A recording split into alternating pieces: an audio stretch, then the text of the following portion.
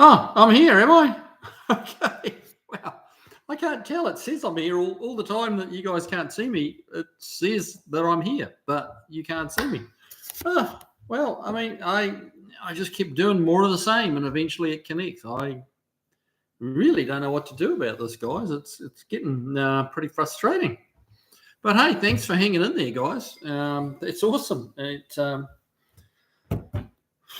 Yeah, I don't know. I've got to try and do something because it kind of sucks. Here we are. It's taken 18 minutes to get on air, and it just shouldn't do that. And I don't know where. I'm like kind of upstairs in the kitchen, and where I usually have to revert to if I can't get through, but it still wouldn't do it even here. So, yeah.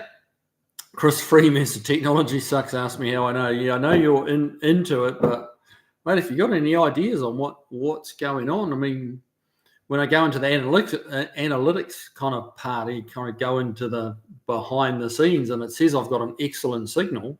That's what YouTube's telling me, but so I don't know whether it's my computer or quite what. John Oskowski, banished to the dining room, I see. No, mate, I'm here of my own free will, actually. Well, kind of, because Mrs. Kiwi's not in town. She's down in Florida as we speak. So, yeah. Beagle Bob, live from Tennessee. It's Tuesday night. There you go. Sounds like you might have had a bourbon or two, bud, already. The Lower Man's Vintage Garage. I'm on time for once. Stop working on the 60. Oh, well, good. You got to have a break sometime, don't you, bud? So that's cool. So who else we got in the room? Andy Nickel, obviously. Chris Freemasser. Fran XB, welcome along. John Oskowski, driver. Lower Man's Vintage Garage. J. Russell Finch. Jeff R. Welcome along, guys. I'm glad you kind of hung in there like for 20 minutes. That's a lot of time to be messing about watching a blank screen. J. Russell Finch, you're cursed because you're not doing the seat track video. Yeah, you're probably right there. It must be something like that. Yeah, frustrating. Been one of those days, though. Been a frustrating day. But, you know, you have those. You just got to keep pushing through. Pop's Mustang Shop, welcome along. Rex Ferris, Will C. Oh, we've got a good turnout already. Well, I'm impressed that you guys hung in there for like nearly 20 minutes. So cheers to you. Well done.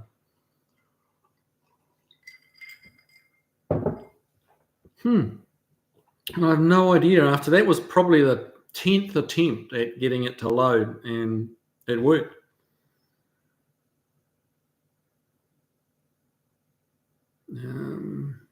Driveway of Misfits, that Corvette was pretty sweet. Yeah, it was a nice old unrestored car. It was just somewhat that's just had its it's been loved throughout its life, to some. I mean, it wasn't perfect by any means, but it's never been kind of stuffed in the corner of the yard and left, like it's never been a bad car from what I could see. It's always been a pretty good car. John Oskowski is Tennessee, 2 years and 20 minutes behind in tech. Yeah, well, that might be my house. I don't know. Rex Ferris, you did tune in just at the right time. No, Andy Nickel thought maybe you and Mrs. Kiwi were out cruising in the vet. No, that's already gone home, that video. That was from a few days ago. So, yeah, that's already gone. He was off to a car show like last weekend, but it takes a bit of time to get them edited and published. Danny Boyd, L82s are kind of rare. What's the story on L82s? As I said in the video, I mean, I guess I should have done some research before I did the video, but it was, I'm never going to try and tell you guys that I know all things about all American cars, because I just don't.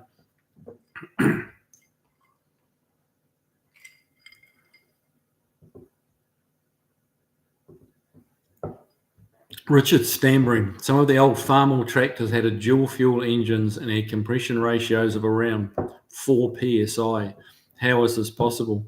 Yeah, that's it is possible, believe it or not. That's about as low as you can go, though. But Yeah, a lot of those really old engines were down around that 4.5 to 1 compression. That was not even, that wasn't considered low in those days. That was just fairly normal. Um, hmm.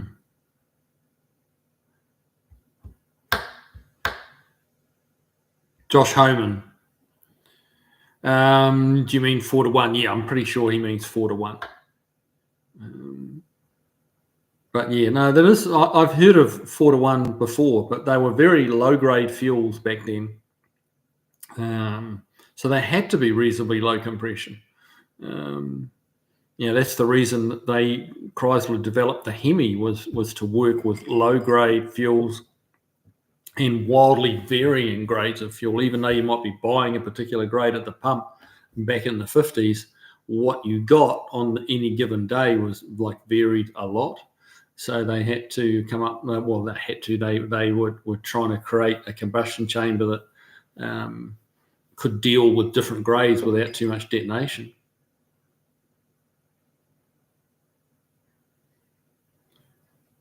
Stellite Jet.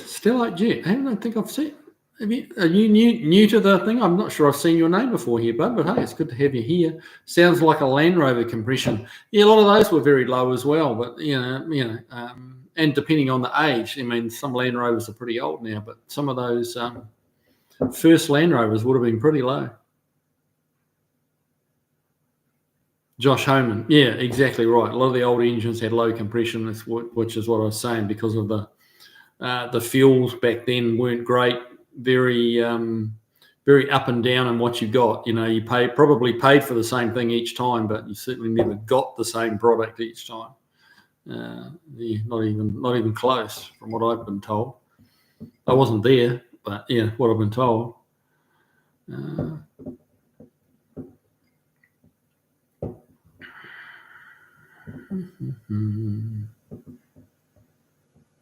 Danny Boyd had better heads, maybe.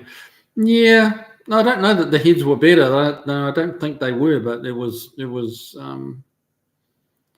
just all part of the evolution of the internal combustion engine. I imagine if you went back and told the engineers when they were playing around with 4 and 5 and 6-1 that engines would be up around, like race engines would be up around 13, 16-1, and street cars would be 11-1 on good grade gas. They probably thought you were out of your mind. Would have probably figured it was impossible, but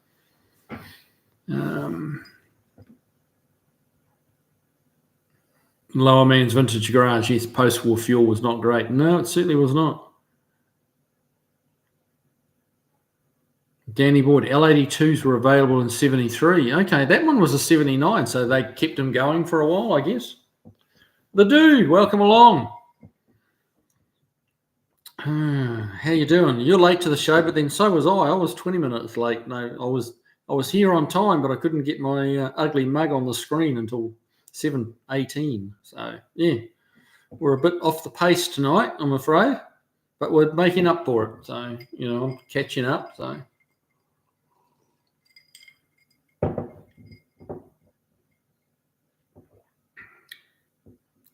Stellite Jet. I'm a Kiwi bloke, actually. Hey, kia ora, cuz.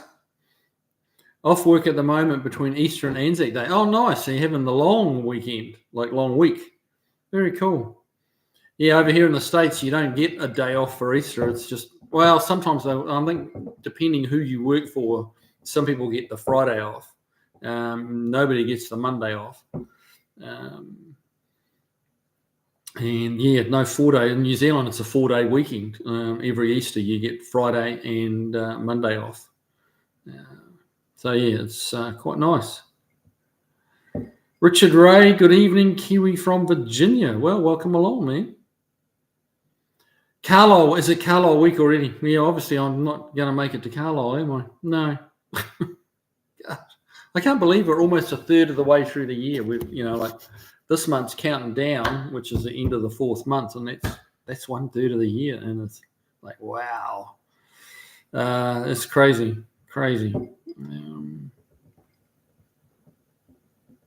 Danny Boyd, forged crank. Oh, they had a forged crank.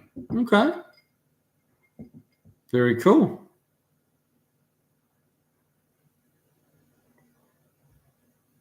Driveway of misfits. I was going to look it up, but since there are Kiwis in the house, there's at least 2 of us, at least, and more, I'm sure.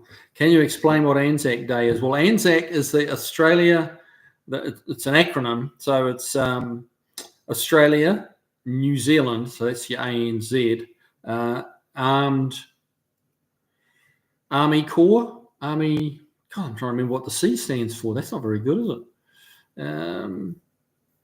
Yeah, but it's to do with the Australian and New Zealand Army, and they were kind of seen as one unit back in the World War times.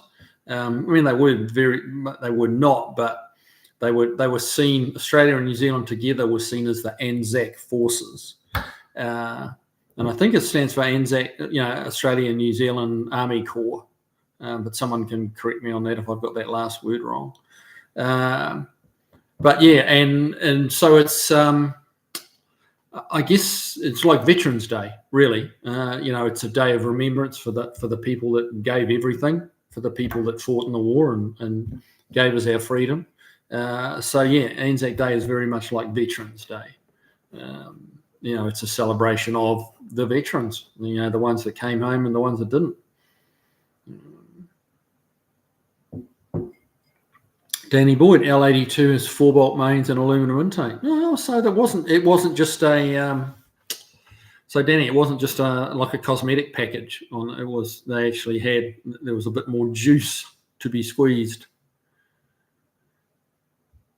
Alan Kwiatkowski, is that how you say it? Kwiatkowski?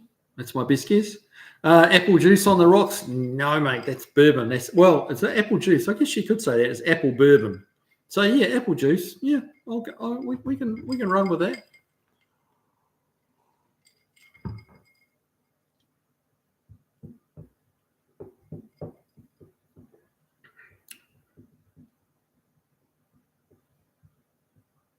Danny Boyd, the L82 also had the nice Corvette valve covers. Very cool. Sounds like a heart medication, ANZAC. God.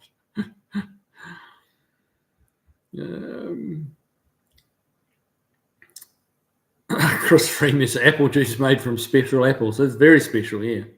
Army Corps. Okay. I was very close. I said Corps, Army Corps. So Corps. Okay. Alan pronounced Kwiatkowski. Okay. I would not have guessed that. I'm glad you explained that one, and now time remains to be seen whether I remember. But hey, I'll try. Kwiatkowski. Wow, that's an unusual pronunciation from looking at the spelling. But hey, it's all good.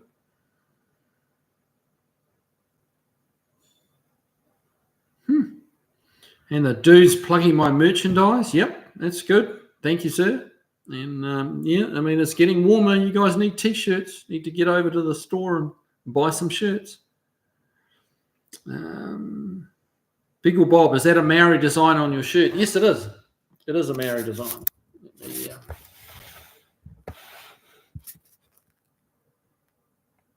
So, yeah, it's pretty cool. I got that when I was back over there at Christmas.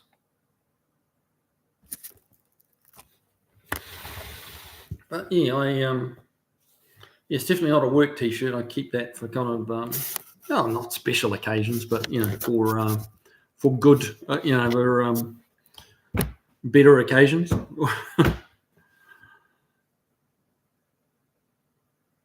Driveway misfits. I'm wearing my KCNC t-shirt right now, as a matter of fact. Well done. Good for you, buddy. I appreciate it. Very good.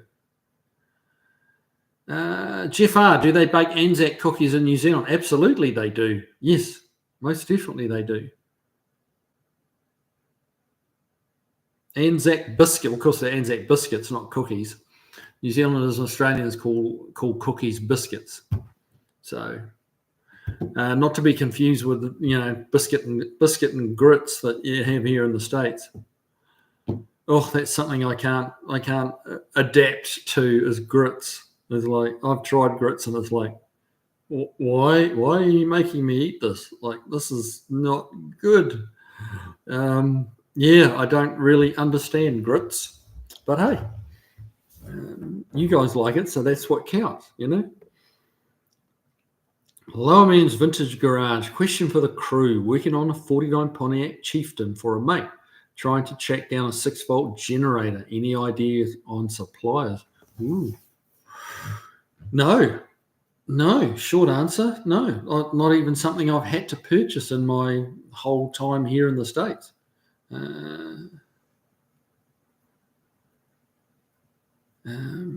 Yeah. No, I really don't. I'm sure there's. Well, you'd think there'd be somebody doing them. I mean, they're probably going to be expensive, just because of the numbers. You know, there's not many being reproduced or rebuilt, so the price is going to be high. But hey, Chris Freemus, grits is very much a southern thing. Well, yes, I'm in the south, and the dude, grits versus peanut butter. Oh no, I could probably force down some grits. I could not force down peanut butter. No. No, not peanut. No.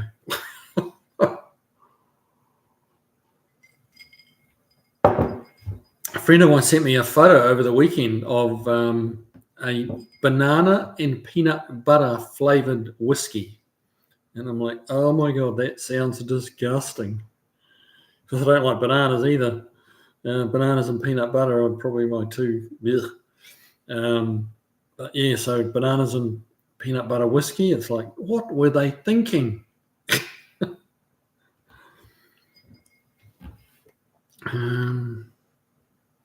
Beagle Bob, grits and PR are made sweet. Really?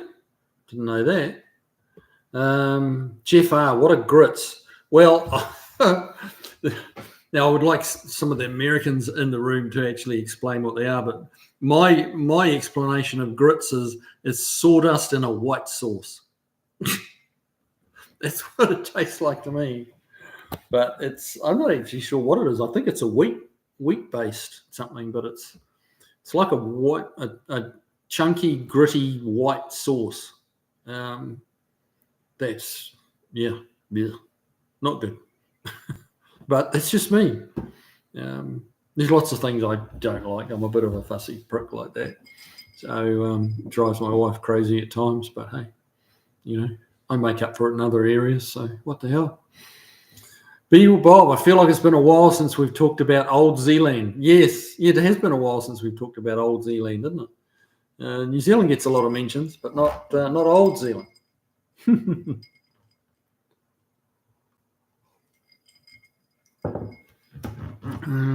Sorry, did we get any like Summit Racing and Rock Auto? Yeah, Summit Racing would be fairly easy. Rock Auto might not be a bad option. But I mean, really, it's Google 6-volt generators, and then you kind of hit all the options rather than going for one site at a time. That's probably what I'd do, is just Google 6-volt generators. But I mean, there were guys near us, used to be, up till about 18 months, 2 years ago, that actually rebuilt starter motors and generators and stuff like that. And they would do 6-volt ones, or they would actually convert your 6-volt generator up to 12 volts. But yeah, they were a couple of old boys, and they just retired and shut the doors and went home. And that's happened an awful lot. So yeah, it's going to become very hard to get that stuff. Like Radiator Shop, someone was asking me about radiator the other day, and it's like, yeah, you tell me where I'm going to get a radiator fixed, because I don't know.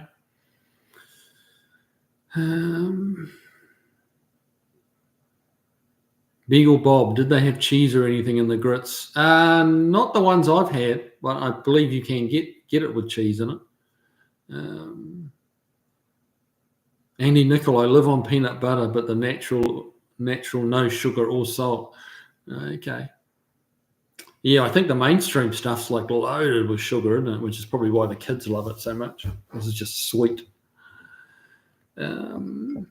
Now, Hercules aircraft engines were made in Australia during World War II, and they had a compression ratio of 14.8 to 1, which was low for an aircraft engine. They were made for low quality fuels with 14.8 to 1. Wow. So I wonder if that's interesting info, Richard. I wonder if that was because of the altitude they were flying at and the thinner air. Obviously it was for lower grade fuel, lower compression ratio. But I'm just curious. That's kind of what crossed my mind is maybe the thin air up there, they need to compress it more because there's less oxygen and stuff like that in the air. But I guess they've got to be on ground level to take off, don't they? And that's when the engines do a lot of work, is on takeoff. Interesting. I'd be interested to know that. Beagle Bob, imagine oatmeal but made with coarse ground flour instead of cut or rolled oats. Yep, I can imagine it. Chris Freeman says, I'm a northern boy and thus have zero idea what the fuck grits are. I think they're made of corn or something. I think it's an oat rather than a corn. That was my understanding. And from what Beagle Bob's saying, that's what it sounds like. Jeff R. Sounds like a porridge of sorts, kind of, in a way, yeah. It is a little bit like porridge.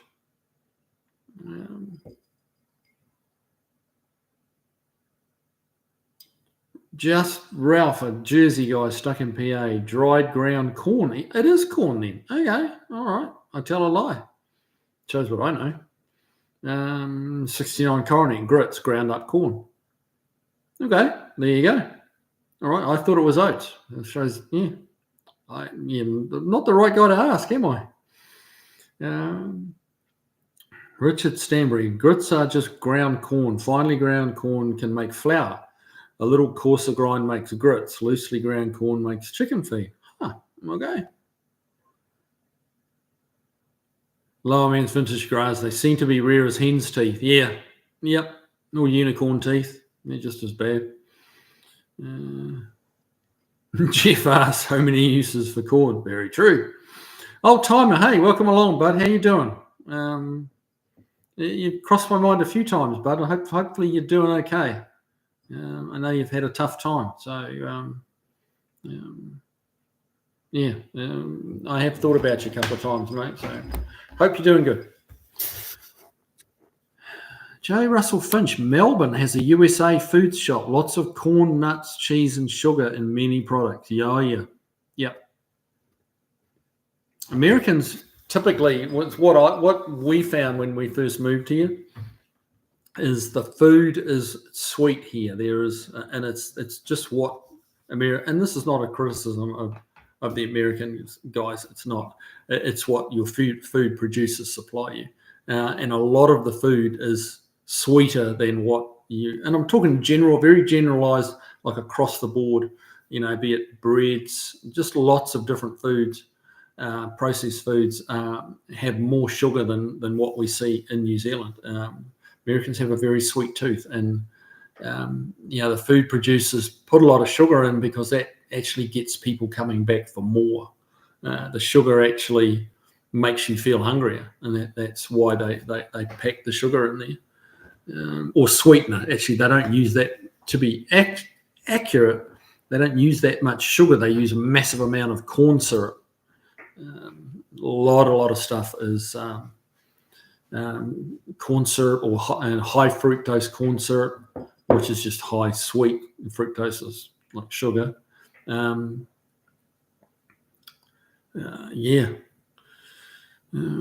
a lot of sweet foods. Rex Ferris, any advice on prettying up a new old grill? Is it chrome or is it anodized? Would be my first question. Driveways misfits. A lot of American engines in World War II had superchargers to deal with the high altitude. Yes. Yep.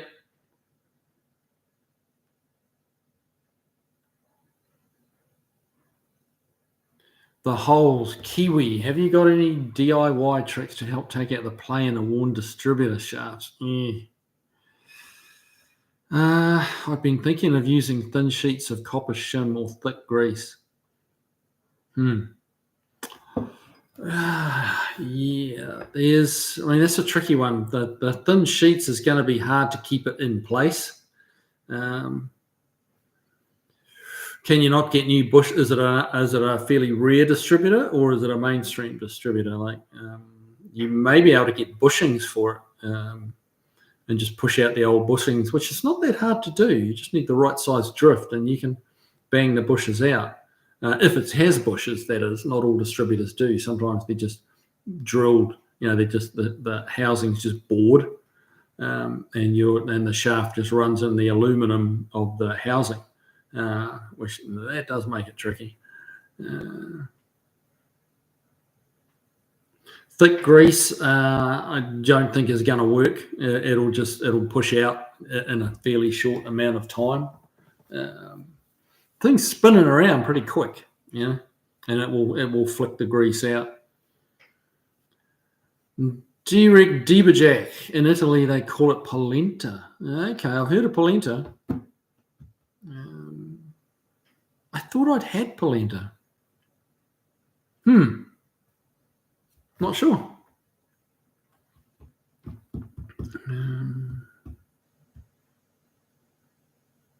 Old timer, those plane engines were made to run on terrible fuel because the good fuel was used for Jeeps and other stuff during the war. Really? Wow. You'd think they saved the good fuel for the planes. If Jeeps get a bad batch of gas, they're just kind of like either going to putter out, slow down, or stop, when you just park. But yeah, a bit hard when you putter out engines up in the air. Especially in a bomber, that's a problem. Friend XB, a dish originated with the Native American Muskogee tribe using maize. Really? Wow, there you go. See, so obviously grits is our off-topic subject tonight. Our non-automotive subject tonight is grits. So I've already learnt more than I ever knew, which is more than I maybe needed to know, but hey, it's all good. Driveway of misfits, yeah, pretty much everything in here is sugar in it. They do jam a lot of sugar in the foods here. Old timer, I was tested and found to be diabetic 9 months ago. I lost 20 pounds and cut out all sugar and most carbs, especially pasta. Yeah, that sucks. I like pasta. I'm a bit of a pasta fan. In potatoes, love me taties. That's it's tough when you're diabetic. They take so much off you that you can't have, like, so much food away from your diet. And yeah, most diabetics that actually try and do something about it and try and control it, which clearly you're doing if you've lost 20 pounds. But a lot of diabetics don't. They just keep eating the same shit, and it kills them. But if you've lost 20 pounds, good on you, because you are trying to, well, you said, cut out all sugar and most carbs. So good for you. Are you having to medicate for the diabetes, or have you kind of got it under control? Oh, 3. Okay. Read the next line down. 3 months later, I was down to pre-diabetic. Well done, mate. Awesome. That's cool. Well done. Richard Ray, the planes in the war used NOS, nitrous, and something. NCT, hello from Tokoroa. Hey, gumboot capital of New Zealand. Very cool. Been to Tokoroa many, many times. Rallied down through there, Tokoroa. Driven through Tokoroa on the way down to Taranaki many times. Great forestry around there. Lots of forestry. Good rally area.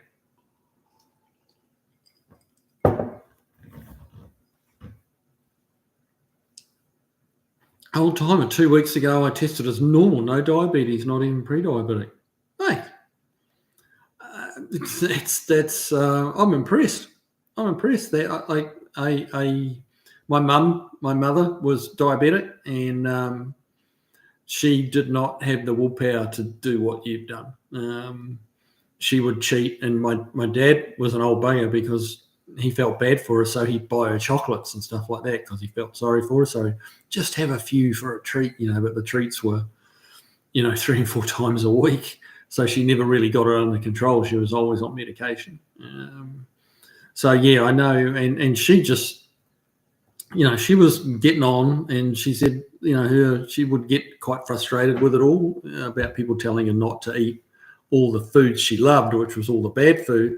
And she said, I'm so old, it doesn't, what pleasures have I got? I'm going to keep eating my candy and chocolate and pastas and potatoes and stuff like that. She was like, to hell with it.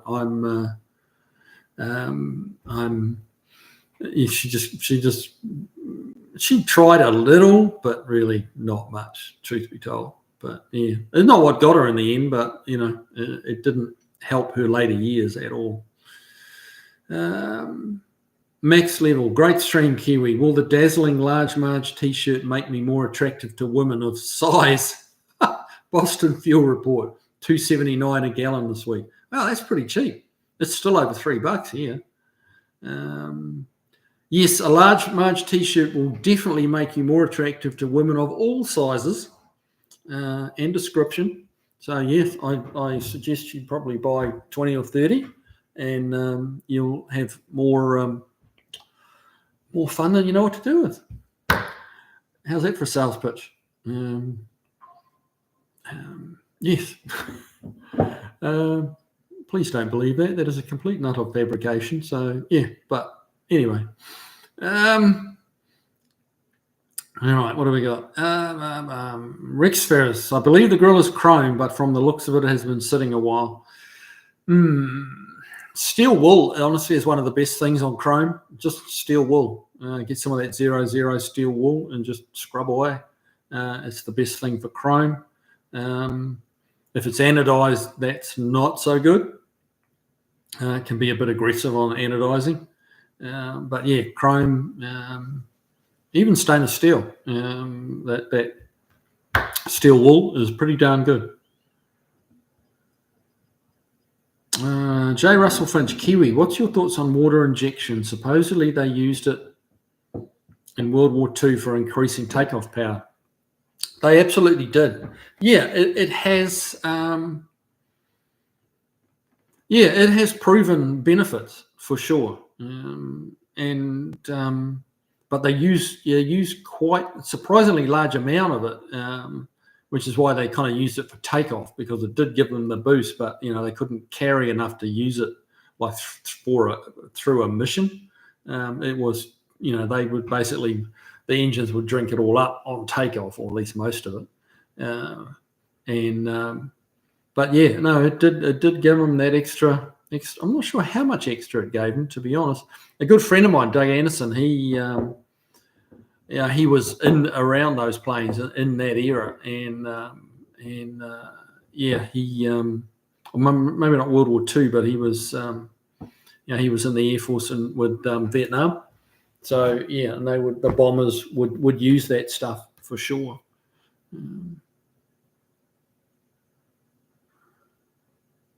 Old timer, like someone else said, the planes had superchargers, and they imagined they had radically adjustable timing. Yeah, it could well be. You would have, yeah. It was just a different era of engines, and what they did and what they got away with kind of defies logic a little bit. The stuff I've heard, it's like, really, you could do that? I was like, wow. So yeah, water injection. It's been played with quite a bit. I like water and methanol. Water injection.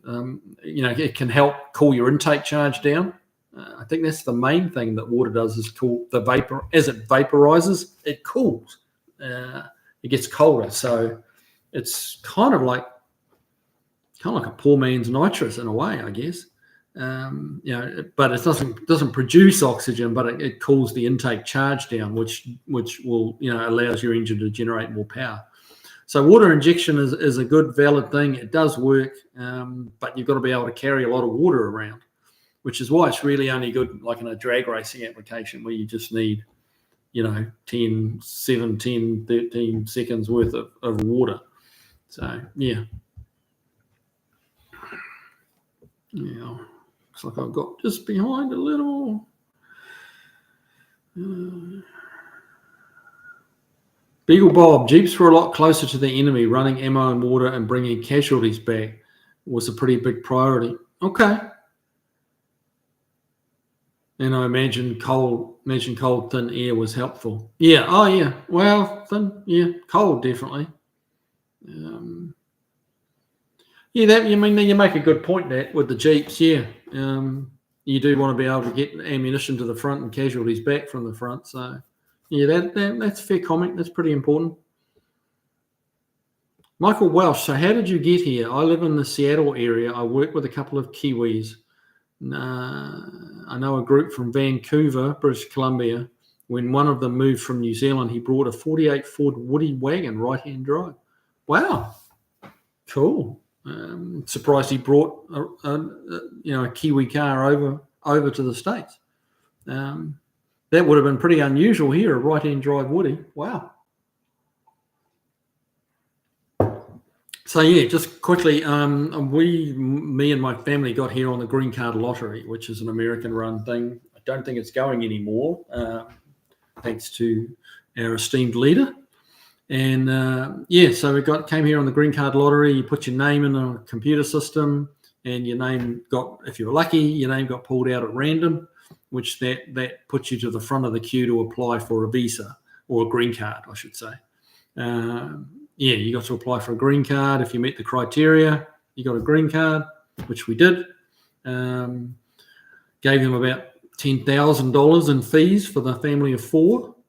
And here we are in America, citizens now, the whole 9 yards. Richard Ray, in very large fuel tanks, the Japanese planes were faster than ours, so we would run them out of fuel. Oh, really? Huh. Did not know that. Josh Homan, Tokara, home of the ex-Jets Bruce Simpson. I'm not familiar with that person. Ex-Jets, is that a Kiwi sports team, is it? Basketball or something? Ex-Jets. Old-timer, Rex Ferris, never dull and a lot of elbow grease, so you are cheap. Cigarette ashes and a touch of water to make a paste and lots of elbow grease. Cigarette. I was told many, many years ago that Rolls-Royce used to polish their rollers with cigarette ash mixed with water into a paste. But that was like their final polish. And apparently the stage... Now, this is just a guy was telling me this when I was like in my teens, I think, if I remember rightly. And apparently the product before the cigarette ash was cornstarch. They would mix that with water, and that's very smooth. And they would use that as the stage, like the second to last polish, and then cigarette ash as the last polish. Which, I don't see that happening today, but hey.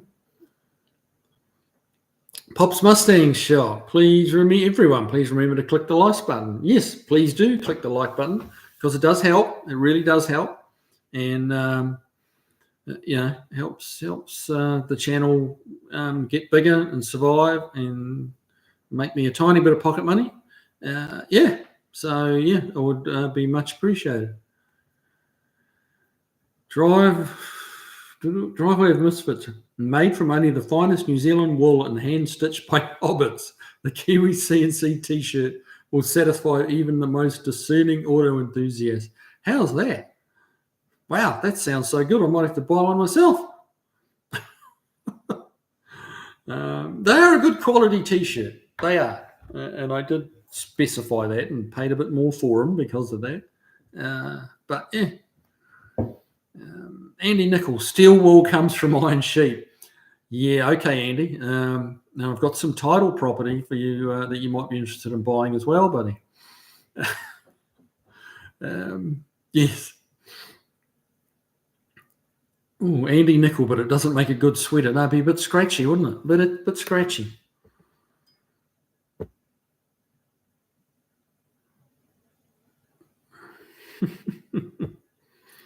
J. Russell Finch, I've used aluminum foil and polish on chrome. Comes up beautifully. Aluminum foil and polish. Interesting.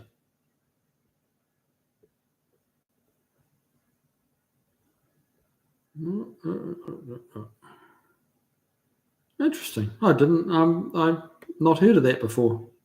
On chrome, the aluminum foil. Huh.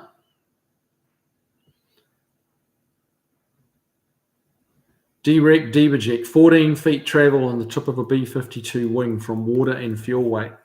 Yeah, well, they come in and they're like the wings are sagging down, and then like when they're parked on the ground, and then as they lift off, the wings just actually bend up, at the very ends, and then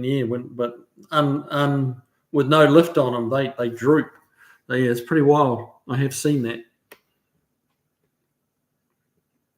Snow Crusher Canada, $330 a gallon here in the center of Canada. Mate, that's really not bad. That's what we're paying.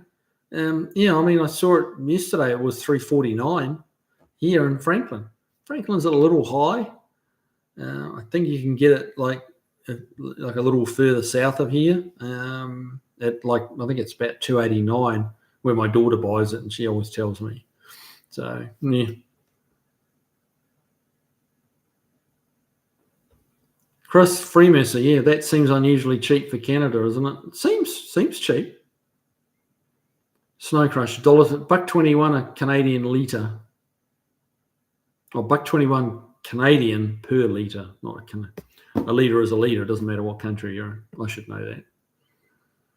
Dave, you took your message down. Dave, talk to us, Dave. I haven't seen you posting any comments. Japanese planes were lighter faster because they lacked armor protection and self-sealing fuel tanks. They couldn't withstand damage and would fall apart in a steep dive. Oh, wow, really? What's this about self-sealing fuel tanks? I haven't heard of that. Is that was the thing the American planes had or the Allied planes had? Huh, interesting. Self-sealing fuel tanks would be kind of cool, yeah.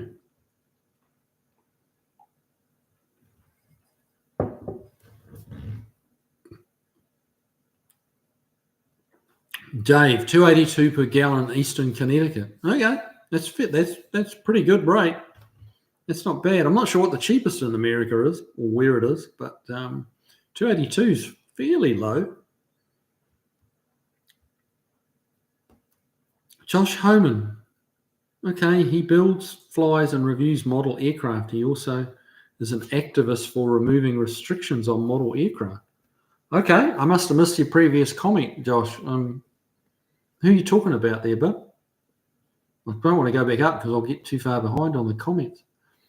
The Lower Man's Vintage Garage. Glad you won the lottery. Me too, mate. Me too.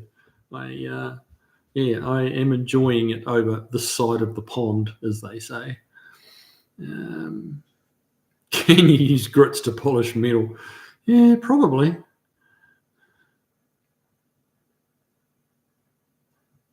Jeff, driveway of misfits, not so much, but it makes a great sandblasting medium. Yeah, it probably does. Lower Man's Vintage, yeah, here in California, it's $4.29 a gallon. Yeah. Michael Welsh, one of these New Zealand guys won that same lottery. It was questionable if he and his wife qualify, but it was on 9/11 half hour early at the embassy, locked doors, stamped paperwork, and said, "Welcome to America." Wow. That's quite the story, isn't it?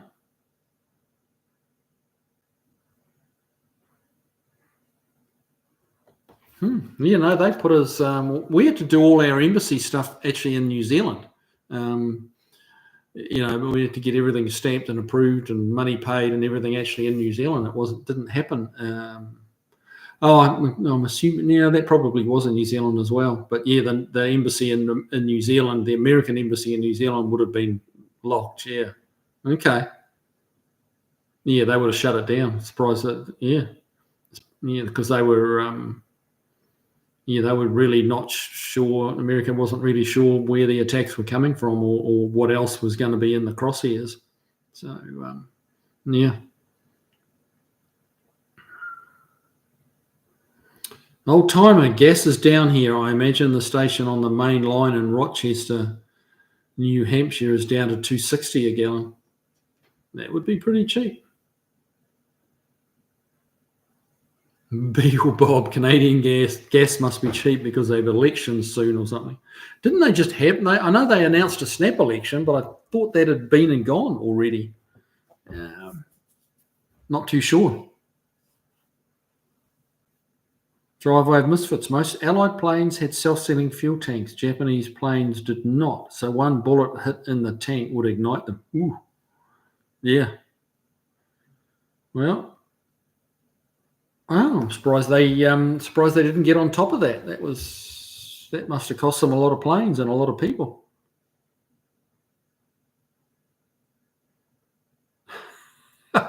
Andy Nickel. That's great because I just got a great deal on a bridge from some place called Brooklyn.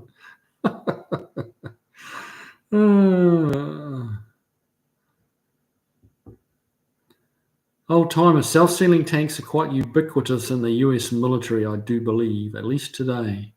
Interesting. Oh, Josh Homan, Bruce Simpson of XJet and RC model reviews. Okay, I get it now. Yeah, put it together now. Sorry, I was asking them. Yeah, duh. Oh, a bit slow, not enough bourbon and a long day. Spent a good chunk of the day and a good chunk of Saturday chasing my tail on a car we're working on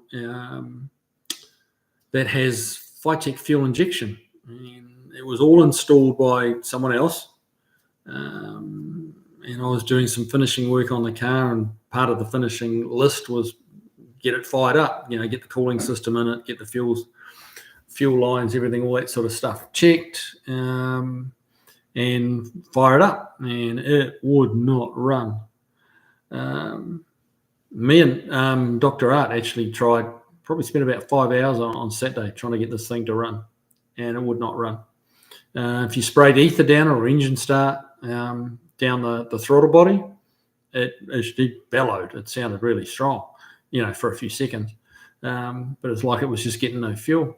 And so we kind of threw up the question mark: does it have fuel pressure?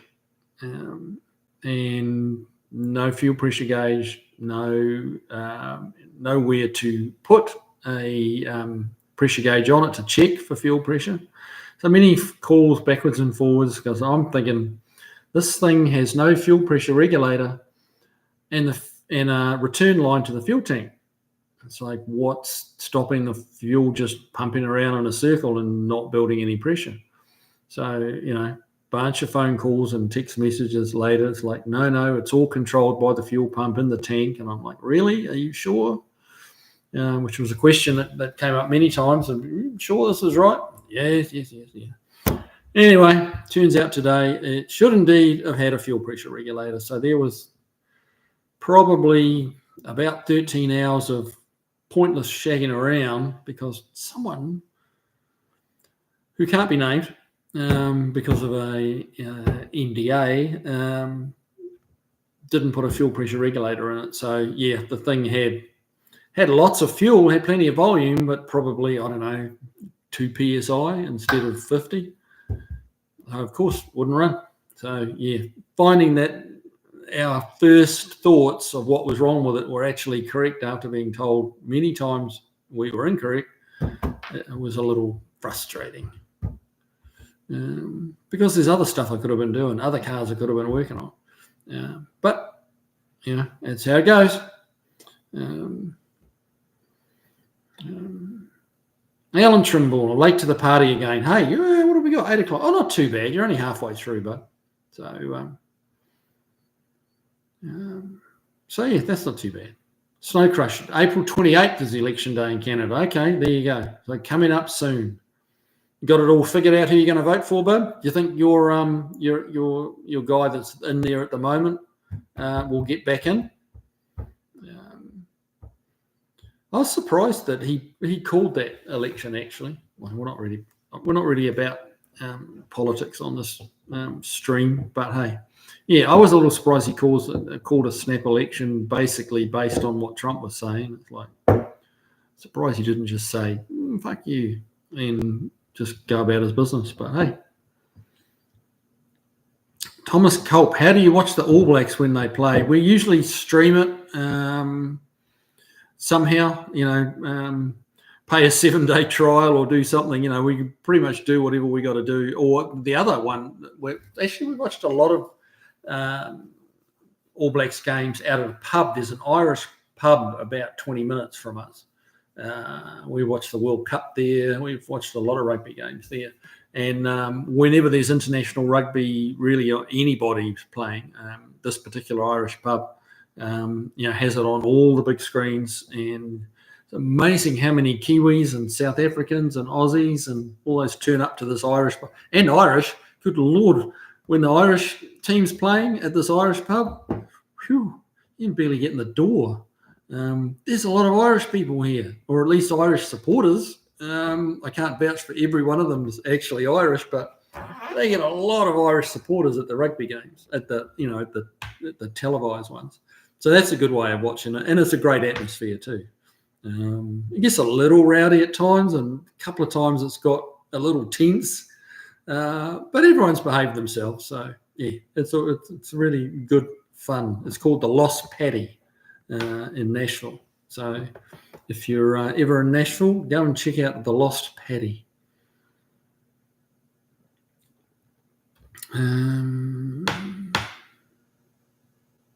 J. Russell Finch, Bruce Simpson from Tokoroa. Okay. Andy Nicol, April 28th for our election. Yeah, we're all on pins and needles. Oh, really? So is it looking kind of marginal hard to say who's going to get in? It's not looking like a landslide or anything? Driveways misfits. Those aftermarket fuel injection systems all seem like they're more trouble than they're worth. Well, I tend to agree with you, but in saying that, this Vitec system, once you gave it fuel, it took off. I mean, we haven't got it running yet because we haven't got the regulator in it yet, but just spraying it with fuel, it hit in a millisecond. It needed fuel. So, and it was relatively simple to go through the mapping process, get the parameters that ANZAC could learn. But yeah, that you can't, to be fair, and I admit, that I ragged pretty hard on the aftermarket fuel injection, but in this case, it was the installer's fault, without a doubt. But I'm not, if I was going to go aftermarket fuel injection, it would definitely be the true injection, not throttle body injection, but port injection, with four, if it's a V8, 8 injectors, fuel rail, and each fuel injector, pulsing to its own given cylinder. That's throttle body, and those $1,500 and $1,000 Holly throttle body injections. No, but for me, I'm out. No way. Old timer. Will we see the fastback Cougar and 427 altered 67 fastback again soon? Yes, you will see the 427 67 fastback again soon. The fastback Cougar, I don't know, mate. On all honesty, I don't know. I've got a feeling that no is the answer, to be honest. He's kind of just completely dropped off the radar. So I haven't rung him, but I got no reason to. But he hasn't popped in to say hi or see what's going on or tell me what's going on or anything. So I don't know. But I suspect probably not. But the 67, the red one you're talking about with the 427, that's still in the shop. I'm about to start putting the AC in that, and we'll probably do a video on that AC installation because it's a little different because we had to move the firewall. Dave, wasted day, hence the bourbon. Exactly. Yes, it does dull the pain a little bit. Beagle Bob, Kiwi 2028. There you go. Yeah, they won't let me stand for president, mate, because I'm not. You got to be born in America. Yeah. So yeah, I'm out. I'm afraid, but yeah, you wouldn't want me as president. That would be a disaster. Beagle Bob, is rugby more popular than cricket? Well, rugby's a winter sport and cricket's a summer sport, so they don't necessarily compete. But I'd probably have to say that rugby is a little more popular than cricket, but cricket's pretty darn popular. Australian election day is May 3. Okay. That'll be interesting to see. New Zealand's coming up for elections again soon-ish too, I think.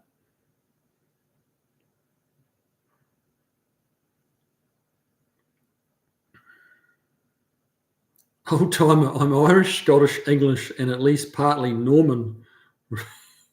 Well, that's quite a mix. You must have done that 23andMe thing to find all that out, have you? Don't care to. Kiwi makes America great again. LOL. Yeah.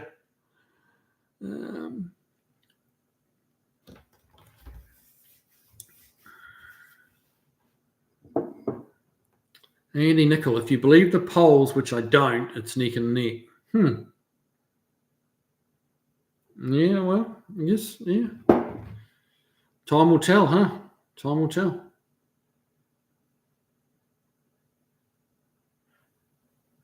Old timer F7, I was talking about the black 67. You modified the firewall on and set the FE engine back 7 or 8 inches. Yeah, that actually that car was in the other day, just getting a little bit of routine maintenance on. But I mean that's done and dusted. That car, done and completed and gone home.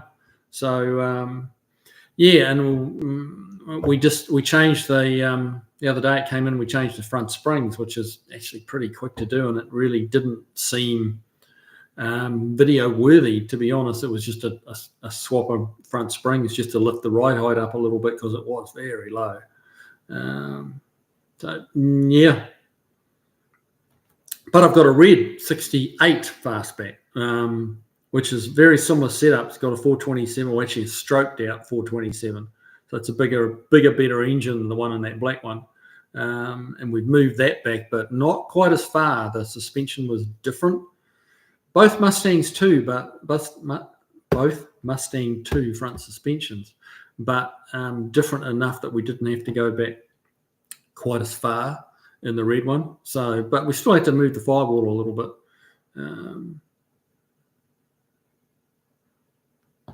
Old timer, I didn't know it was finished. Oh, really? Okay. Unless I missed a few videos. I'm trying to remember. That was a little while ago now.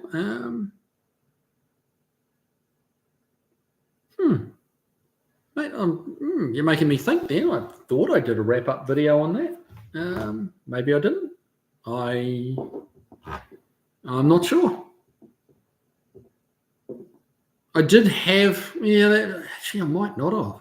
Now I think about it, I did have a kind of a lull there where I kind of drifted away from YouTube a little bit, and I just had a lot of stuff going on. I lost both my parents, and YouTube became very low on the priority list, and I wasn't really doing any videos. I was going like 5-6 weeks between videos. So that black one might have gone out the door when I just didn't do a video on it. I have to go back and have a look. I genuinely don't remember. But if I didn't, maybe he's a friend of mine, or a friend of the shop kind of thing. So yeah, we could get it back in and do just he'd be all about that. Do a walk around and a drive and a cruise and see how it's going. We can certainly do that, but keep an eye out for the red fastback. That's very similar setup, just a bigger engine and more horsepower. Like he had it straight out to I think 480 something cubic inches. So.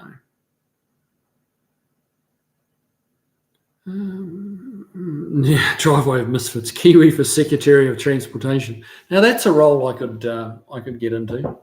Yeah, Yeah, I'd shake up that can of worms. That's for sure. Yes, we could start with the electric agenda, and we'd certainly we'd ban the banning of internal combustion engines. That would go. So yeah, there'd definitely be some changes afoot.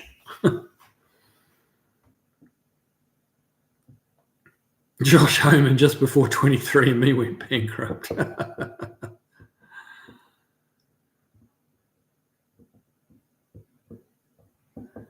Snow Crusher. I watch Steve Morris engines and Tom Bailey channels, and it is amazing what they can do with multi-port fuel injection. Oh yeah, I mean a good fuel injection system is unquestionably the way to go. But you have to have a good fuel injection system. Old time and Nelson race engines make some absolutely retarded powerful engines. Yeah. Beagle Bob disband the TSA. Well, yeah, that too. There's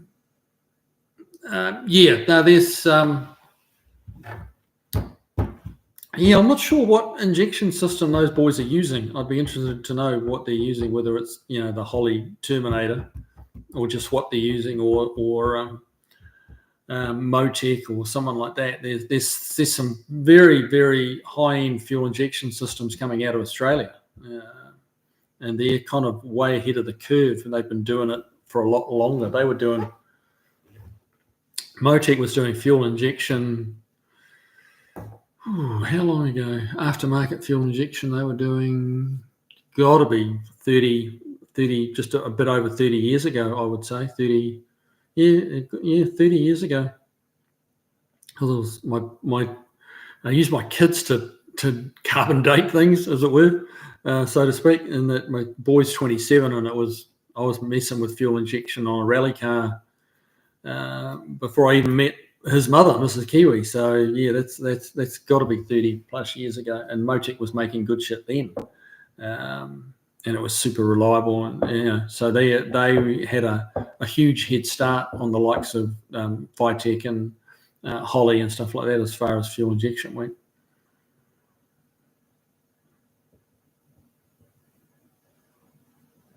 Beagle Bob, they have stopped roughly 0 terror attacks in the 20 years or so they've been around.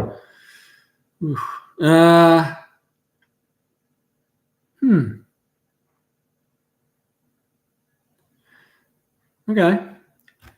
Not wanting to be argumentative about a sensitive subject like that here in the States. Like how can you count how many terror attacks they've stopped?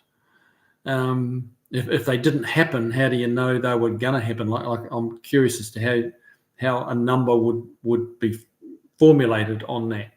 How do we know they didn't just make it hard enough that it did stop 20 or 30 possible terror attacks?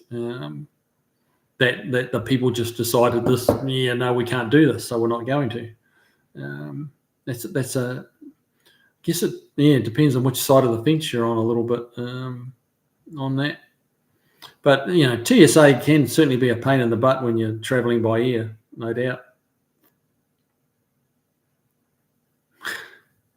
6th Street Garage, welcome along, mate. Good to have you here.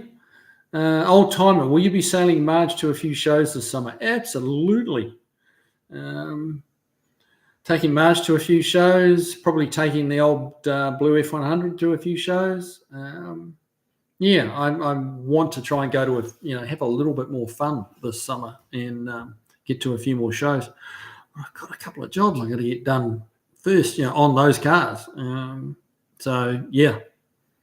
No, Marge is pretty good to go, but I really would like to get onto doing her engine before too much longer. No, I mean, I can, Marge is quite usable as she is, to be fair. So, and she's certainly not a show queen. So, people enjoy Marge wherever she rolls up, and no matter how kind of patinaed she looks. Beagle Bob, if I can ever get my car running, I will let you know how well Mega Squirt works for the multi-port EFI. Okay. Yeah, I've heard of Mega Squirt. Don't know much about that at all.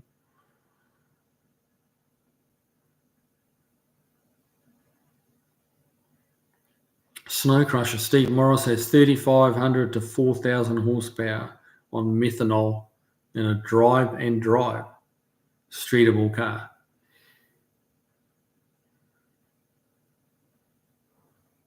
That's a lot of horsepower. Wow. That must have some big, that's got to be obviously forced induction. It must have some big turbos on it. Wow. Alan Trimble, the TSA security theatre has been since day one. Yeah. Yeah. I don't know. Yeah, no, I just genuinely don't know.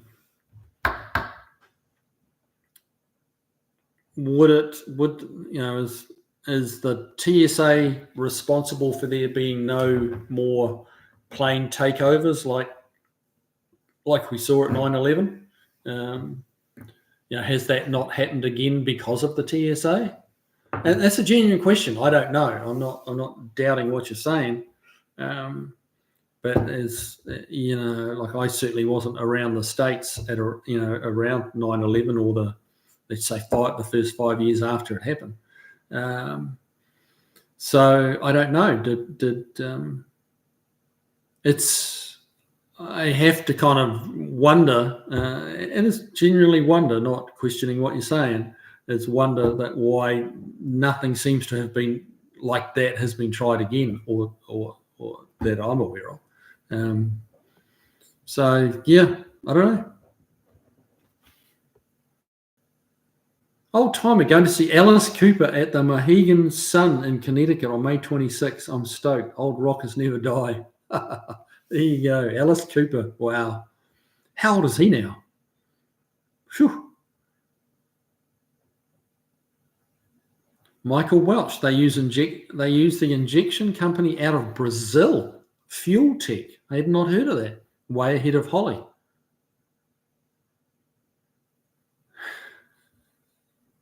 J. Russell Fidge. The rhythmic tones of Marge's Speedo will be captivating on that outing. Yeah, I'm going to have to do something about that. That's one of the little things I'd like to do. Yeah.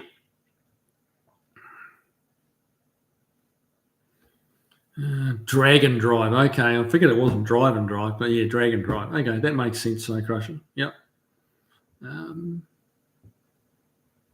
Fuel Tech.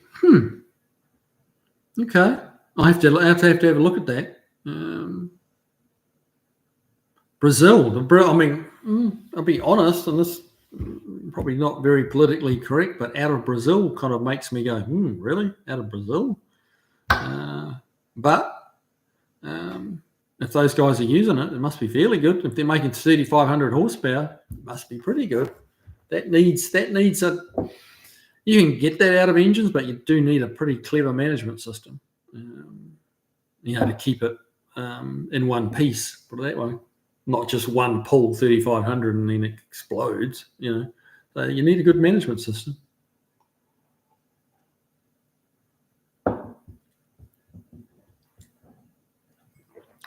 Old timer, the TSA stopped many thousands of guns and knives and other weapons from getting on planes. Yeah, I kind of had to laugh when they were, confiscating. I've heard stories. I don't know whether it's true or not, but confiscating toenail clippers and stuff like that because it could have been a weapon. It's like, okay, really?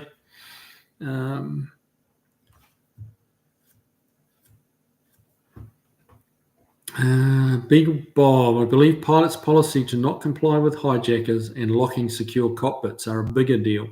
It's not like you read in the news about the TSA finding bombs and whatnot. No, well, this is exactly, and that's why I kind of wonder, and wonder, how they quantify things like that. But yeah, I think keeping the cockpit locked was a good move. My old man, like decades and decades ago, he used to like finding his way up. Well, a little bit smaller planes, not so much on international flights, but he'd try and he loved planes, and he would try and find his way up into the cockpit and see if he could talk to the captain or whatever. He would, and I was surprised how many times he was able to pull that off. Which he didn't fly that much, but surprising of the times he did, how many times he got to talk to the pilot. It was quite amazing. But he would just ask. He was not shy at all. He would just, me, I'd be like, I'm not going to ask for something like that. And he'd be like, oh, yes. And he'd start chatting away. And next thing you know, he's talking to the pilot or the co-pilot or something, looking out the front windshield.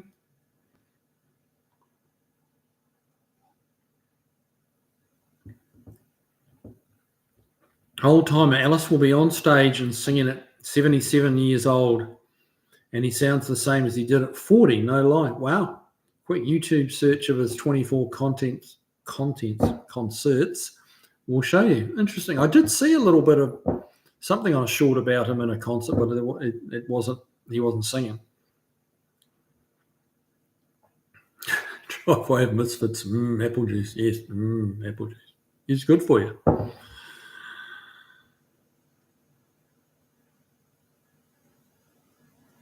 Dave, Mohegan's son used to be United Nuclear. They made reactor fuel rods there. Wow, really? Radioactive rock and roll. Oh, good Lord.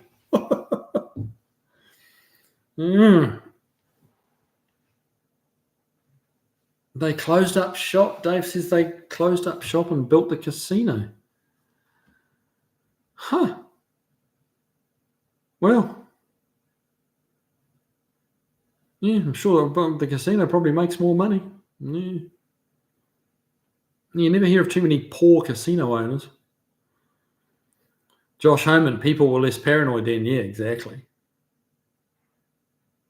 Thomas Culp, TSA confiscated my son's suction cup bow and arrows. They said the suction cup could be removed and the staff could be sharpened to a point. Wow. Yeah, I don't know what to say, mate. I guess it could be. It could. In jail they make weapons out of all sorts of stuff, don't they? Toothbrushes, things like that. So, yeah, and I guess you can't. There's not necessarily a type, is there? You just never know who's going to do what crazy shit. So. Yeah, that would have been that must have been a little tricky trying to explain that to your son. Like, because they don't, I don't know how old he was, but, if he's got suction cup bow and arrows, I'm guessing he wasn't very old. And trying to explain to them just what a crazy world we live in is a little tough to a young one.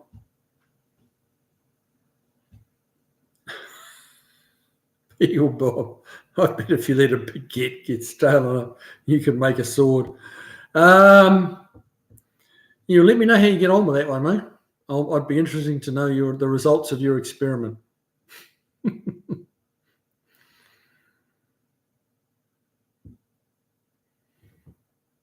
Driveway of Misfits. I haven't been on a plane since 97. It would appear I'm not missing much of the modern flying experience. Well, yeah, the modern flying experience now is pretty good if you got enough money for business class or first class. If you're in economy class, it's pretty shitty. It's they just seem to jam more and more seats in there, and it's a means to an end. There's really nothing romantic about air travel anymore. There was a time. But it's not anymore. It's just about moving cattle as cheaply and as many of them as they can. That's why they call it cattle class. It's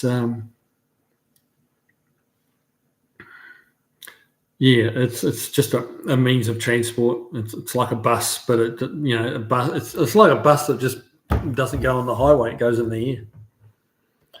Old timer, I like that TSA stops guns. Yeah, I'm not a gun guy anyway, and that's my New Zealand background. I think guns are much less in New Zealand than they are here in the States.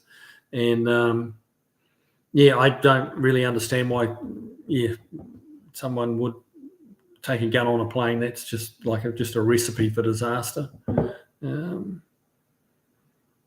So I'd I agree with you completely on that one. End of time, they need a fat class. Yes, that's true. Yeah. Some of the people you see go on there, they really are taking up 2 seats in economy. Some of the big boys and girls, and it's the poor buggers they sat next to. It's really not fair. Yeah, that would suck, and you can't really demand another seat because often there just isn't another one to be demanded.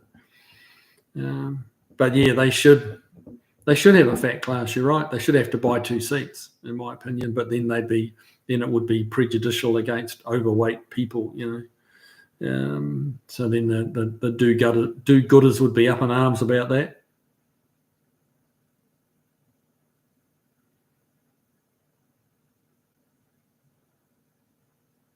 Old timer or bullet through me or the missus. Yeah, that's not what you want, is it? No. Or even through the outside of the plane. That can cause all sorts of depressurization drama issues.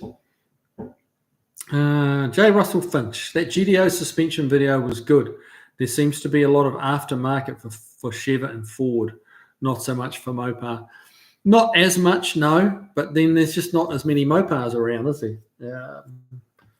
You've got to find your market and cater to it. And you can buy tubular K members, and there's quite a bit of stuff. You can buy it for the Mopars, but it's not as heavy on the ground, no. Beagle Bob, the largest of Marges. Beagle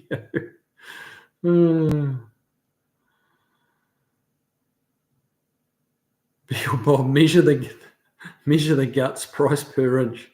Well, I think it could certainly go on weight.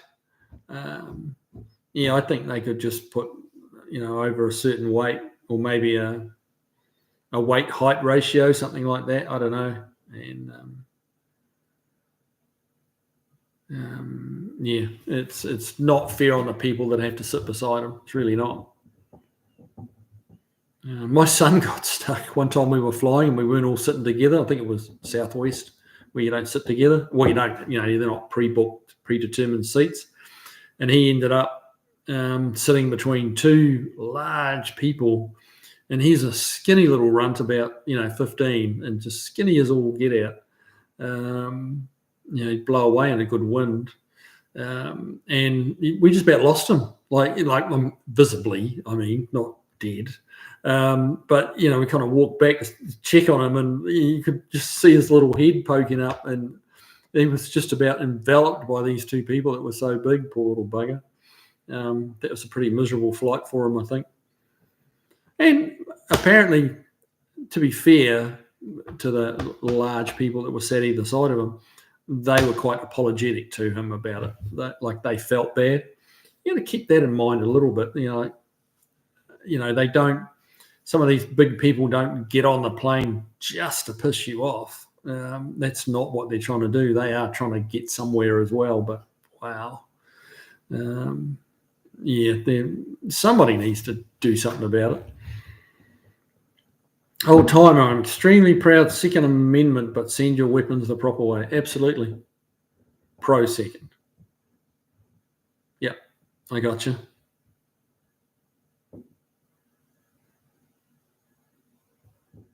J. Russell Finch, could be something to do with not using core springs in their system, leafs and torsion bars.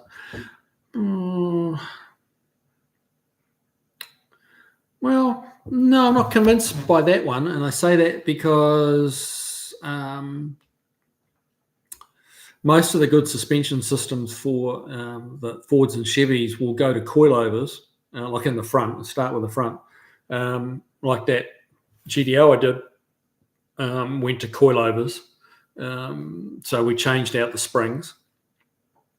And the Mopars that go to the aftermarket K-member and stuff, a lot of those switch out the torsion bars just go away, and the lower arms and everything that's connected with the torsion bar will go away, and you go to a double A arm with a with a coilover. And in the back, a lot of the Fords had leaf springs, and they go to a 4-link. The GM had multi-link rear suspensions for a long time, like way back. but all through the 60s. So that was a little easier. They make different lengths for them and then switch out the springs for the existing coil springs for a coilover. So in most cases you're switching out, the existing springs for different springs, whether it be a Ford, a Chevy, or a Mopar. And the Fords here, they put in 5 links and 6 links, and like I do in most of the Mustangs, like we upgrade the suspension on them and all the leaks go away. And it's not really a problem. So, the Chevy guys are lucky in that, as I say, they don't have to reinvent a rear suspension like you do on the Fords and the Mopars. But I think it's just a numbers game. There's just not as many of the Mopars around. The reality is back in the day, they sold a lot more Chevys and a lot more Fords than they did Mopars. Mopar was always third of the big, as I recall. Someone might call me out on this, but my recollection is that Mopar was always the third of the big 3. Old timer, my next plane ride will be first class. I don't care about the price after the last plane ride in business. Really? You didn't even find business any good? Wow. Old timer, Kiwi, ever run across a 67 Rambler Rebel SST, the fastback 2-door version? I have. It's been a long time. Last one of those I saw was actually in New Zealand, believe it or not. They sold a few Ramblers in New Zealand, right-hand drive. That was a little market for them. Someone had it was so long ago, the car probably wasn't that old, to be honest, but it was a gorgeous car. SST, 2-door hardtop, awesome looking car. It was kind of, it wasn't really not bad. They didn't, Rambler AMC made some not so good cars. They made some pretty darn good ones too.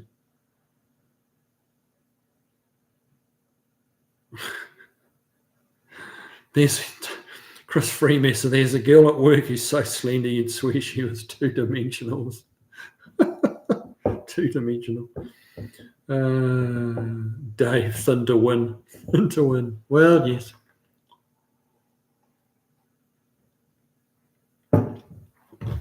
Old timer, those SSTs are beautiful cars. Yeah, they really are. If one came my way, I would try and buy one. That'd be a car I would. Not that I've really got a collection, but if I was going to have a collection, I'd definitely look at one of those. That would be in that sort of, I don't know, top 15 cars. I'd put it in. Alan Trimble, Mopars were rusty turds by the time they were 6 or 7 years old here in the Rust Belt. So did they suffer worse than the Fords and Chevys for rust? Well, I imagine the Rust Belt would have just eaten anything, wouldn't it? Josh Homan, people have said stuff like that about me. Oh, no, really?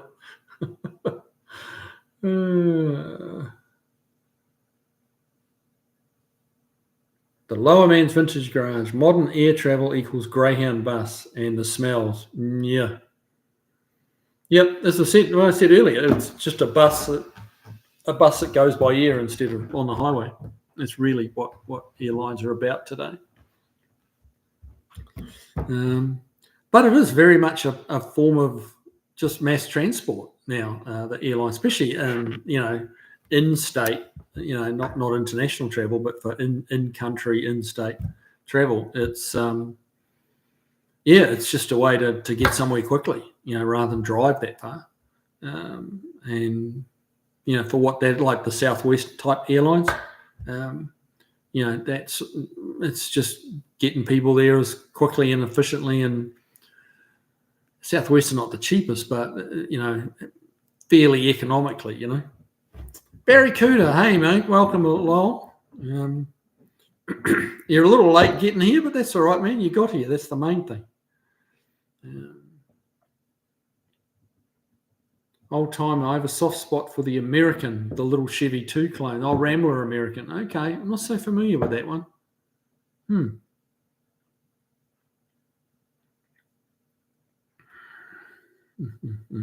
Garth Harris, morning from Aussie, Kiwi. Good morning, sir. What time's it over there? It's some parts of Aussie are like Perth's about 12 hours different from here, isn't it?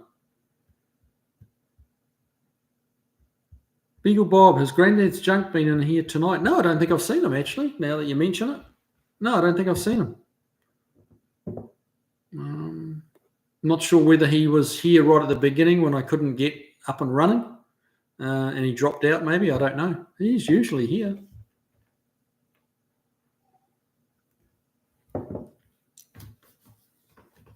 Yeah, on the other stream that I had to kind of ditch and restart a whole new stream, there was quite a few people waiting on there for me to get my face on the screen, but I couldn't, which I had to ditch that one and start a new one. So he may have been one of the ones waiting over there. Driveway of misfits. Yeah, spring has arrived here, mate. I was sweating today. It was quite warm.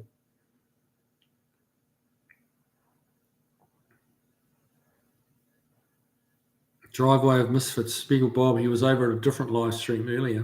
Okay. As in the different one of mine or a completely different one, someone else altogether? Because someone was saying there's a bunch of live streams, good ones, all kind of running at the same time, which does make it hard.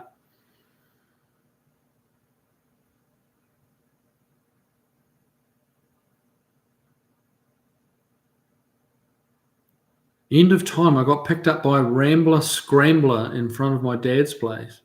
I think it gave him the shock factor. A Rambler Scrambler. So is that, okay, what was that? Was that a four-wheel drive? I'm thinking of Jeep Scrambler. Am I thinking of Jeep? Was Jeep Scrambler a thing? There was a four-wheel drive that was called a Scrambler. I'm not sure. I'm not being a four-wheel drive guy. I'm not sure whether it was a Jeep or not. Alan Trimble, Mopars seem to fare worse than GM and Ford products when it comes to rust. It didn't help that all the cool Mopar products were unibody cars. Well, yeah. Lower Man's Vintage, the late 60s Mopars held up well in SoCal. Had a mate with a 67 Charger and another mate with a 68 Fury 3. Both held up well. Yeah, SoCal's its own. Most cars hold up pretty well for rust in SoCal, don't they, really? Andy Nickel, new tyres on the Sebring today. Turns out the vibration and the wobble was my tyres coming apart. Oh, no. Really hurt my budget, but no choice. No choice at all. That Corvette that I put the video out on tonight, his tyres were 14 years old. It drove nice on them, to be fair, but they were too old to be, like the tyre shops won't work on them past 10 years. Yeah. Old timer, Kiwi, look up 66 Rambler American. They are awesome looking little cars, very small for the time. Okay, I'll do that. Barry Cooter, there was a well-known Rambler American drag car in New Zealand, early 80s. Okay. What was I doing in the early 80s? Yeah, I think I was kind of getting heavily into rallying in the early 80s, so I kind of didn't really notice much what was going on over in drag racing.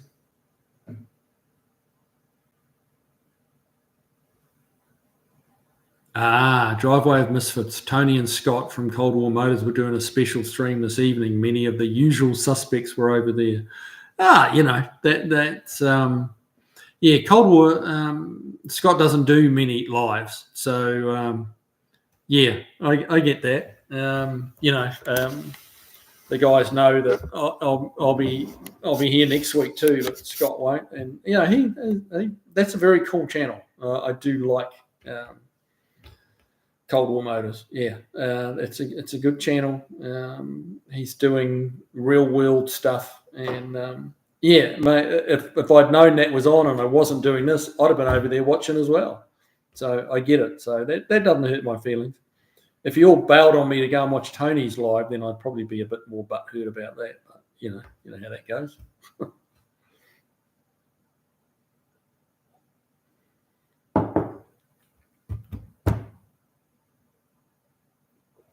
Alan Trimble, think SC Rambler. Okay. The Scrambler was a factory-made hot rod with a Suntec on the steering column, held on with hose clamps. They designed it to look like a backyard hot rod. Really? Huh. So it obviously was not a four-wheel drive on. Okay. No, where I got that in my head from. Alan Schildroff, 69 AMC Hurst SC Rambler. Rambler Scrambler, a muscle car, all red, white and blue as I recall. Barracuda. Oh, yeah.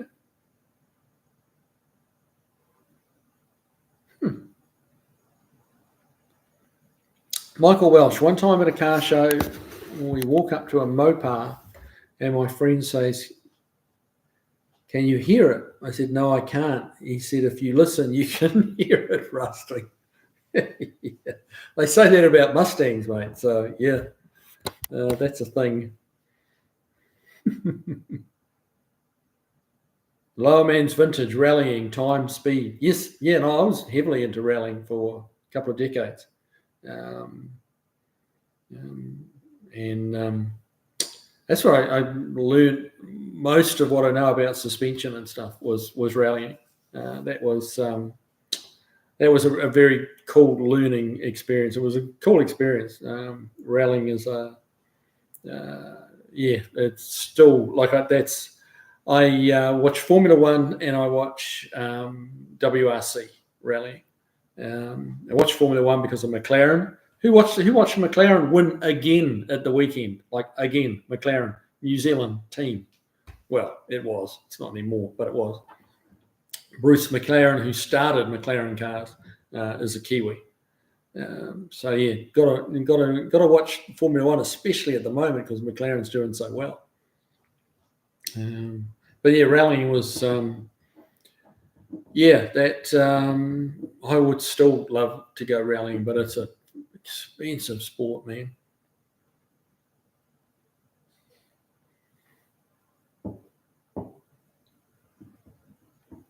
Paul Funk, late to the party, almost hit a stupid deer. Ooh, that's no good, mate. On the way to the liquor store. Oh, dear.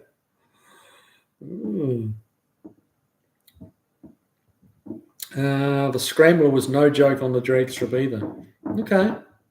I think that's probably where I've seen that, the SC. So what did the SC stand for? Educate me, boys. Driveway of Misfits. I do really enjoy CWN. Scott and his cadre of friends working on all of their cars is great. Yeah, it's it's a popular channel, and it's probably a little too grassroots for some people, but he's got a solid core of supporters, and I would actually like, to get up there. That's something that has bounced my mind through my mind a couple of times, is to, invite myself up there. And I would happily go up there and just spend a week up there farting around on his cars and just giving him a hand. I think that would be, for me, that would be quite a cool little holiday. And I may just do it yet, not because of YouTube, but just, all the cars he's got, the experience he's got, it would be cool. It would be cool fun. And, I would like to try and get that happening. He's not aware of that, but that's okay. I'll just show up and say, "Hey."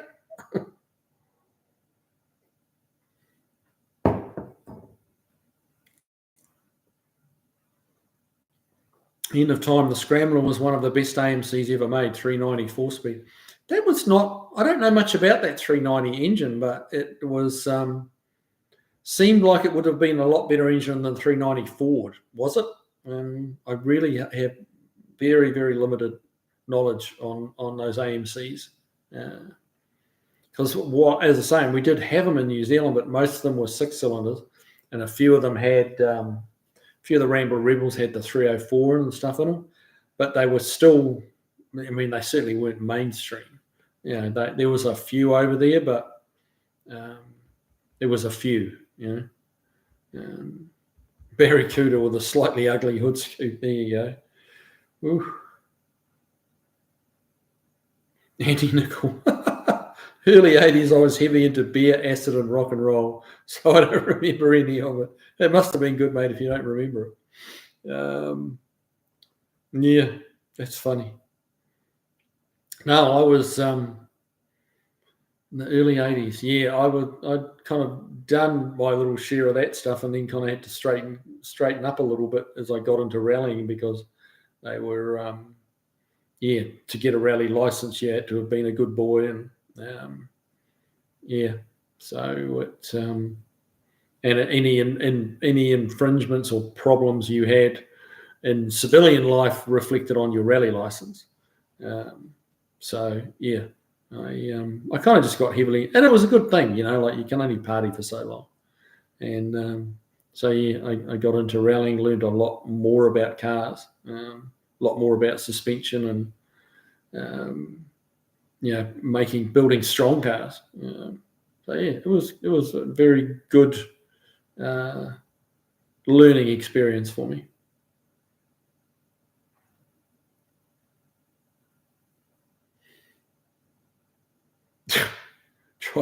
Chris Freeman, that's what you get for driving through the zoo. Oh, good Lord. Trying to find the liquor store. Imagine that. Yeah, imagine a cop saying, "What are you doing driving through the zoo looking for a liquor store?" Oh, well, there you go. That would explain it. The Lowerman's Vintage Garage. I love a good rally. Ran my 53 Jag Mark 7 and got 3rd place. Seriously? A Mark 7 Jag. Good grief. A 53. When was that? Wow. That's crazy. I'd like to hear more about that. What's on to be supercar? What are you talking about? What's on? Which car? The SC stands for supercar. Okay, supercar Rambler. Oh, okay. And then the old timer's saying it stood for street competition, I think. All right. Actually, street competitions probably sounds more likely, but it might have been supercar. Andy Nickel, actually, it was early 70s, so there you go. Just took a while to get your memory. Was it 80s before you could remember anything? Is that what happened? Old timer, I watch rally vids and they are absolutely insane, even more insane than Isle of Man riders. Yeah, that Isle of Man race that's a bit too much for me. I mean, they're incredibly brave, but it's crossing the line into suicidal. I don't know how they get away. It must be because of where it is, but I think on average they average about like 1.8 deaths a year.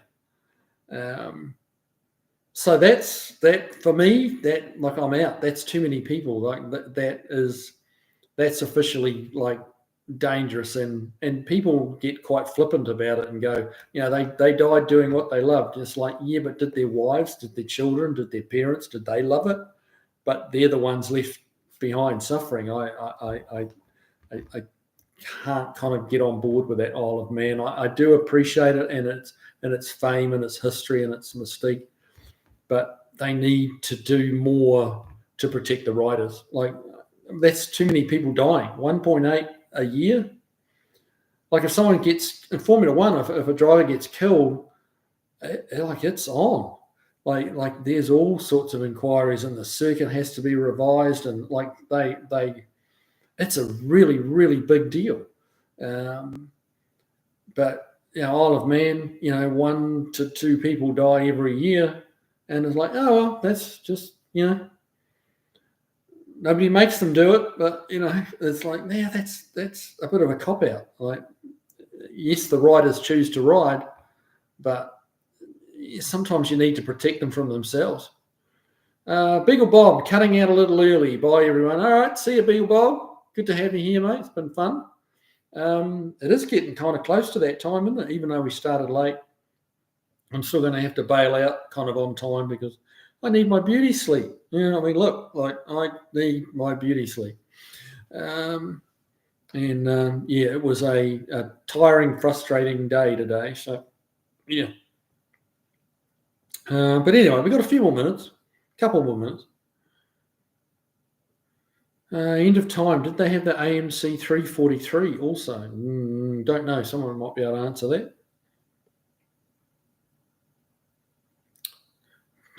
Driveway of misfits. All joking aside, deer are a big problem. Mate, they're a big problem here in Tennessee too. Kiwi, Scott and his gang may be more into the devil's lettuce than you may be used to. It's been a while, I'll be honest. It has been a while, but I don't have an issue with it. When in Rome, do as the Romans do. Who knows what might happen. Alan Shildroff, same motor, I believe. They use the Ford engine, like the 390. I don't think that was the same engine, Alan. I may be wrong, but I've seen a 390 AMC engine and it didn't make me think of an FE. Alan Trimble. The AMC 390 was a better performance engine than the Ford 390, in my opinion. Yeah, I don't think it was the same engine.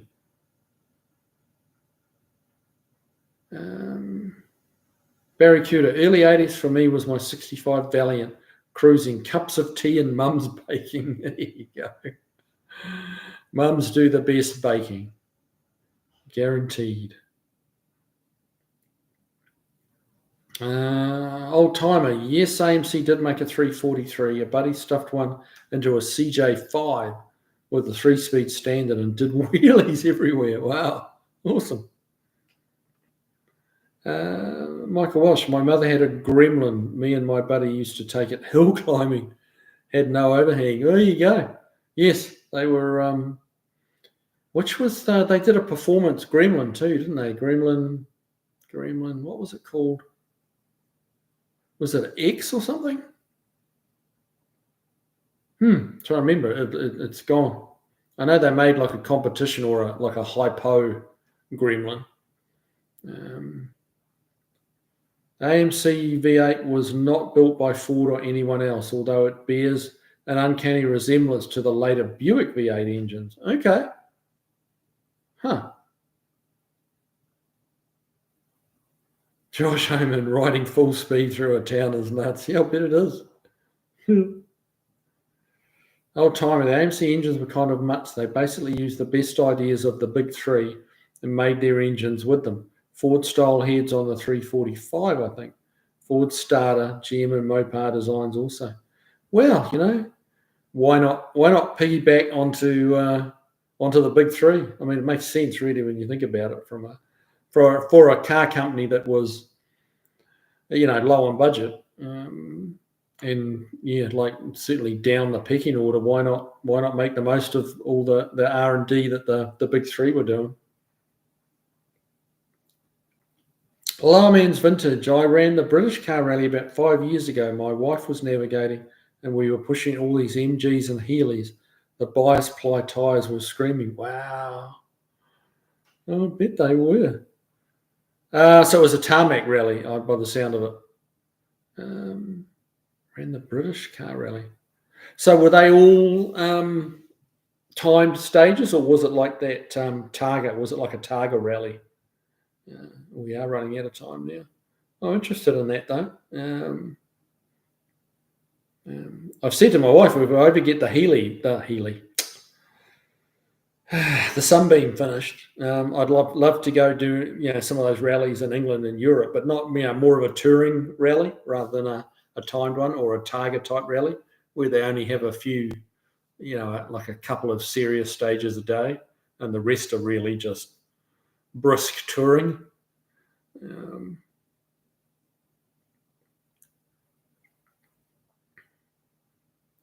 Barracuda. I heard of a young guy from Dunedin who went to compete in the Isle of Man. He came back in a pine box. Yeah, life's too precious for that. Like the race organisers should, and they probably can't. I guess, to be fair, it's such a huge long track, and it is public road, and to try and make all that safe so that you can fall off and basically have no fear of fatality, I guess is just not doable. But it's I can't reconcile it personally. It's like it's too many people. I know some people have been killed in motorsport, and it's brutal. Gremlin X, yeah, Gremlin. It was an X, okay.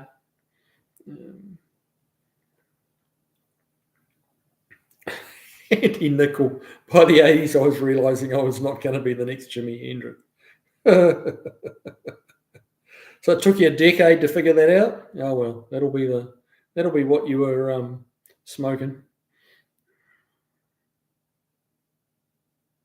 So now I repair and build guitars instead of playing them. Well, I mean, it's obviously a passion for you. So good for you, man. Snow Crusher. I think I remember a 401 cubic inch AMC engine. 401. Buick made a 401, definitely. I do know that. And maybe AMC did as well. I'm not sure. But the 401 was definitely a Buick motor.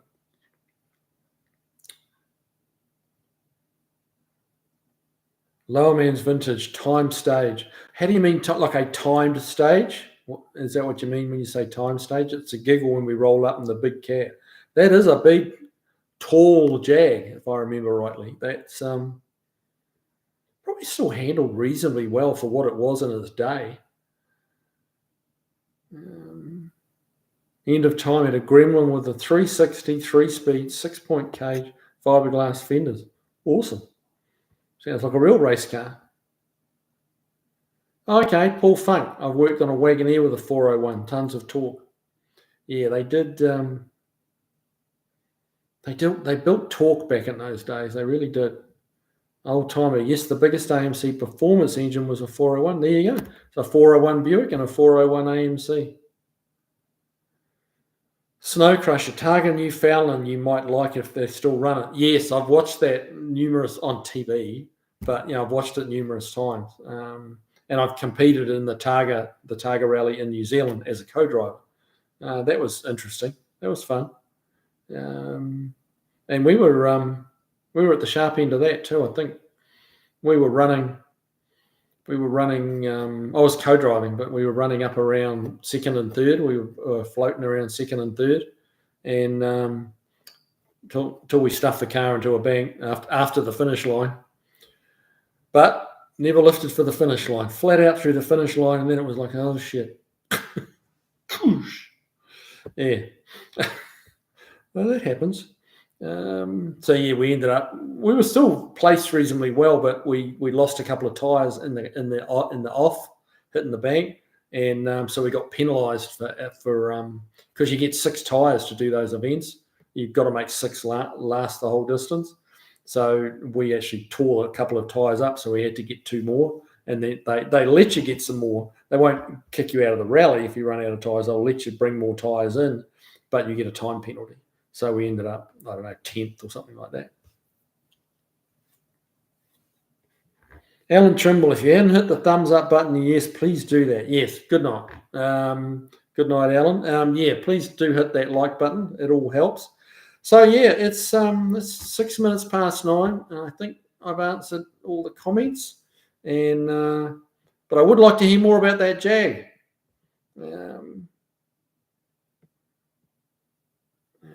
Old timer. I was thinking of the International Scout 345. Okay. My Scout has a Ford starter and a turbo 400 GM trans. Yeah, I restored a 53 Lincoln that had a GM turbo 4. No, GM hydromatic transmission. So GM sold their transmission to whoever wanted them. They weren't fussy. All right, guys. Well, that's just about out. It's mostly ice, melted ice now, but that's okay. I am going to retire for the evening and get stuck in again tomorrow. So yeah, thanks for joining in. Thanks for being here. It's been fun as usual. A very good night. So get out there and work on your cars, have some fun, and I'll see you next week. Same place, same time. See you then. Take it easy, guys.